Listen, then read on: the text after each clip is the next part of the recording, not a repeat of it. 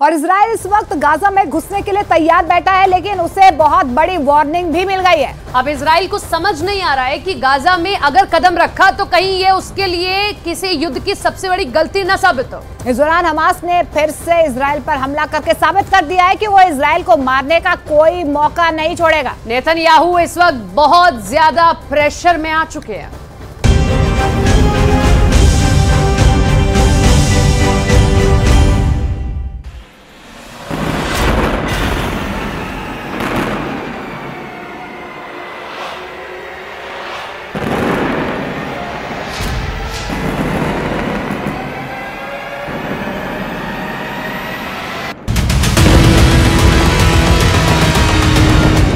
Gaza में Hamas के अड्डों पर जब जब बम गिरता है,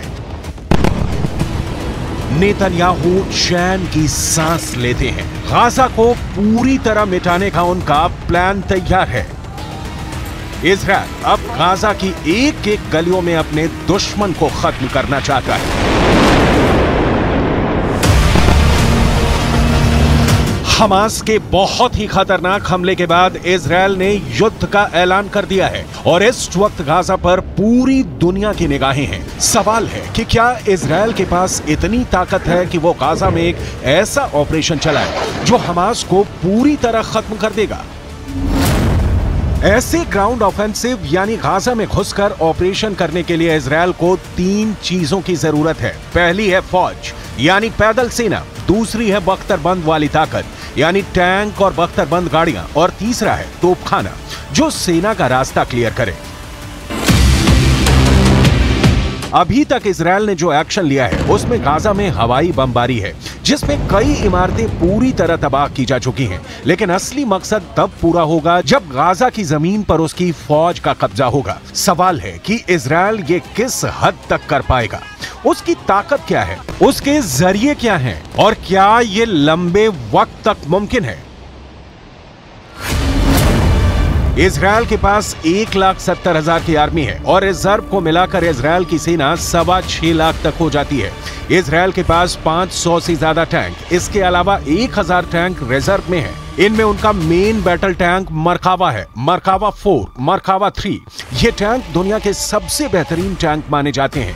इजराइल के पास 800 से ज्यादा बख्तरबंद गाड़ियां हैं, जबकि रिपोर्ट्स है कि उसके पास 3000 से ज्यादा रिजर्व में रखी हुई हैं। इजराइल की आर्टिलरी यानी उसके तोपखाने में 1000 से ज्यादा हथियार हैं। इनमें तोप भी हैं और रॉकेट सिस्टम भी है।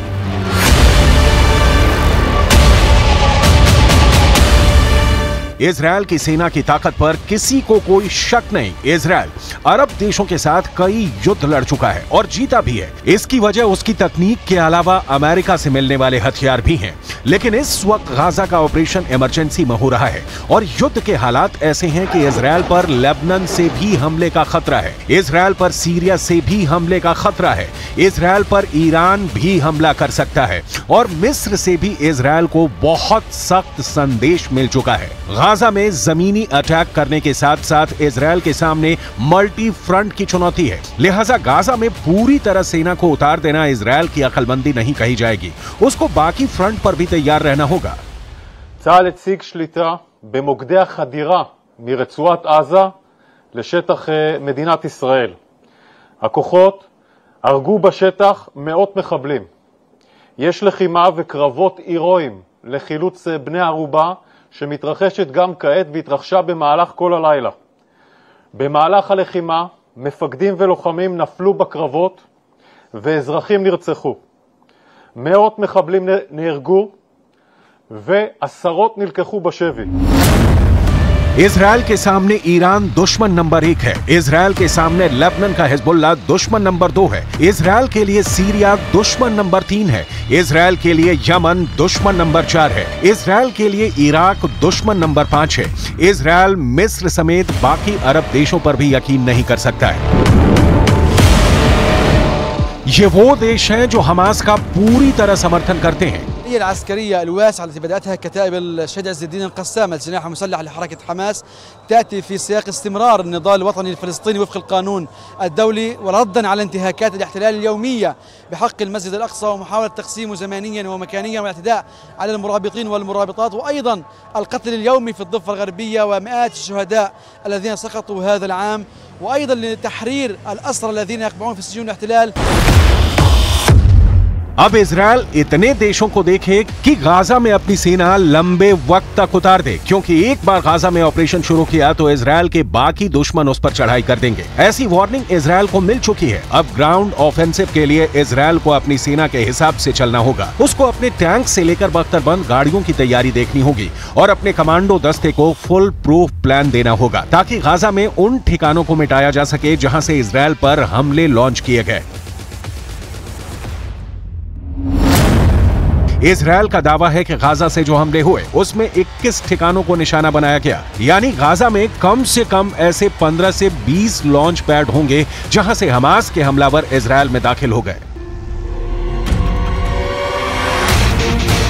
अब वहां चढ़ाई करने के लिए इजरायल को सबसे पहले अपनी टैंक पावर का इस्तेमाल करना होगा और इसमें उसका सबसे खतरनाक टैंक मरकावा सबसे आगे नजर आएगा। वैसे भी इजरायल से इस तरह के वीडियो सामने आ चुके हैं जिसमें टैंकों को गाजा की तरफ जाते हुए देखा जा सकता है। ये नेतन्याहू की युद्ध वाले ऐलान को पूरा करने वाला कदम कहा जाएगा, जिसमें गाजा पर जमीनी चढ़ाई करने का इरादा पक्का नजर आ रहा है।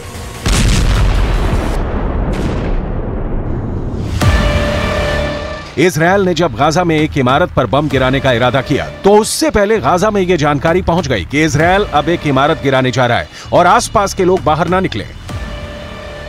قال بدي بلغ الجماعه يطلعوا ما يطلعوش من البيوت، خليك في البيوت بدنا ننزل برج الوطن.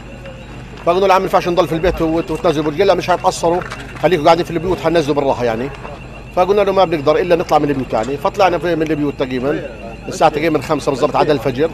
بعد ما طلعنا ضربوا صاروخ زنانه، بعد ما ضربوا صاروخ زنانه نزلوه كليا البرج يعني. البرج انت عارف برج هذا برج يعني سكني، برج مكاتب। इसके बाद जब इस बिल्डिंग को गिराया गया तो आप तबाही का अंदाजा देख सकते हैं। इजरायल अब पूरी तरह बदला लेना चाहता है और हमास उसका सबसे बड़ा टारगेट है। इजरायल किसी भी ऐसी इमारत को नहीं छोड़ रहा जहां उसे लगता है कि हमास के हमलावर हो सकते हैं। गाजा में इस वक्त कई जगह मलबा ही मलबा फैला हुआ है। यहां बहुमंजिला इमारतें गिराई जा रही हैं। कब कहां इजरायल का बम आकर गिरेगा कोई नहीं जानता और यही सबसे बड़ा खतरा है। इजरायल रात में भी हमले कर रहा है और दिन में भी उसका अटैक जारी है। हमास को लेकर इजरायल की नीति अब साफ है, लेकिन ऐसे हमलों में वो लोग भी मारे जाएंगे जिनका हमास के हमले में कोई हाथ नहीं। هذا المسجد كنا في أمان الله عز وجل، صلينا العشاء بالأمس فيه، ثم فجأة قصف هذا المسجد دون سابق إنذار ودون إخبار أحد من الجيران. روعوا الأطفال، روعوا الشيوخ، روعوا النساء كبار السن، مصاحف بعثرت، المسجد قلب عن بكرة أبيه। हमास ने 7 अक्टूबर 2023 को हमला किया है। वो एक तरह से इजरायल की सेना पर नाकामी का एक बहुत बड़ा धब्बा लगा चुका है। इजरायल के लिए सबसे शर्म वाली बात है कि उसके बहुत से बड़े हथियार हमास के गोरिल्ला युद्ध वाले हमले को झेल नहीं पाए। आप हमास के मुकाबले में इजरायल को देखेंगे तो आपको इजरायल की ताकत समझ में आएगी। इजरायल के पास टैंक और बख्तरबंद गाड़ी है, हमास के पास दिखाने के लिए सिर्फ एसयूवी है। इजरायल के पास बड़ी बड़ी तोप है, हमास के पास रॉकेट है। इजरायल एक बड़ी ड्रोन पावर है, वो पूरे गाजा पर 24 घंटे नजर रख सकता है। हमास के पास छोटी दूरी के ड्रोन है जो आत्मघाती हमला कर सकते हैं। इजरायल की सेना 6 लाख से ज्यादा है। हमास के हमलावरों की तादाद 30 से 40 हजार बताई जाती है। इस बार इजरायल पूरी तरह गाजा पर चढ़ाई करना चाहता है और वो इसके लिए अपना सबसे बड़ा टैंक तैयार कर चुका है। इसमें मरकावा 4 टैंक सबसे बड़ा नाम है। लेकिन नेतन्याहू को डर भी है जो हमास के हमले में ढेर हो गया और फिलिस्तीन के लोग उस पर चढ़ गए। ये इजरायल का नहीं, पूरी दुनिया में सबसे खतरनाक टैंक माना जाता रहा है, लेकिन हमास के एक हमले में ये ढेर हो गया। इजरायल का मरकावा दुनिया के सबसे सीक्रेट टैंक के रूप में पहचाना जाता है, जिस टैंक के खिलाफ अचूक माने जाने वाली मिसाइल भी नाकाम हो जाती है। यह ऐसा टैंक है जिसे लेकर इजरायल ने फैसला किया कि वो इसे कभी किसी और देश को नहीं बेचेगा। जिस जलते हुए टैंक की तस्वीरें पूरी दुनिया ने देखी, अब वही टैंक गाजा पर चढ़ाई करने के लिए सबसे आगे रहकर कमान संभालेगा। ये सब नेतन्याहू के फैसले पर निर्भर करेगा। उसी मरकावा टैंक को लेकर बहुत सी बातें हैं जो आज भी इजरायल की डिफेंस इंडस्ट्री के अंदर ही सीक्रेट बनी हुई हैं। दुनिया इस टैंक के बारे में बहुत सी बातें नहीं जानती है। इजरायल की भाषा हिब्रू में मरकावा का मतलब होता है रथ, और अब इसी रथ पर फिलिस्तीन के लोग सवार हैं। इजरायल की थल सेना का ये सबसे खतरनाक हथियार हमेशा इजरायल को बड़ी कामयाबी दिलाता आया है।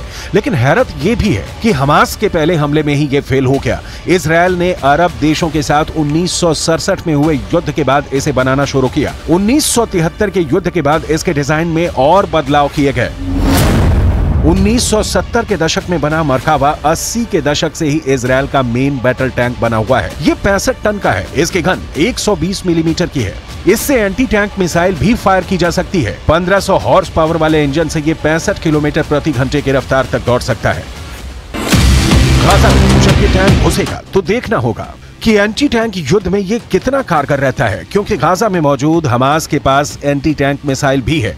इसमें कोई शक नहीं कि वहीं बारूदी सुरंग भी बिछाई गई होंगी। इसमें भी कोई शक नहीं। हालांकि जब जब हमास ने हमला किया है तो ये टैंक जहां था वहीं खड़ा रह गया। दूसरे टैंकों की तरह इस टैंक का इंजन पीछे नहीं आगे होता है, ताकि दुश्मन के हमले के वक्त इस टैंक में बैठे सैनिक सुरक्षित रहें। लेकिन हमास के हमले के बाद इस टैंक से इजरायली सैनिकों को मुर्दा हालत में बाहर निकाला गया। वो तस्वीरें आपको विचलित कर सकती हैं, इसलिए उसे शामिल नहीं किया गया है। ये एक इन्फेंट्री फाइटिंग व्हीकल के तौर पर भी काम करता है। लेकिन इस टैंक को बचाने वाला बड़ा सिस्टम आयरन डोम की तरह ही नाकाम साबित हुआ।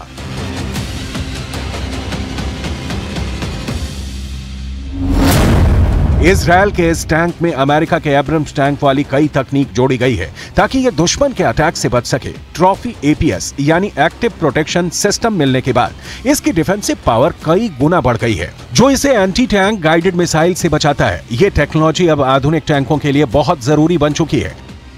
इसी टैंक के जरिए इजरायल अपने 4 बड़े दुश्मनों को रौंदने की ताकत रखता है और उसके लिए हमेशा तैयार भी रहता है। इसमें कोई शक नहीं कि इजरायल हमास के हमले का बहुत बेदर्दी से बदला लेगा, जो उसने लेना भी शुरू कर दिया है। אנחנו מפנים יישובים. המשימה שלנו ביממה הקרובה להגיע לפינוי של כל תושבי העוטף. הפינוי הזה צריך להיות בטוח, לסרוק את השטח, לוודא שאין מחבלים, להוציא אוטובוסים, לפנות את התושבים. אנחנו נסיים את המשימה הזאת ביממה הקרובה. יש עשרות אלפי לוחמים במרחב כל העוטף.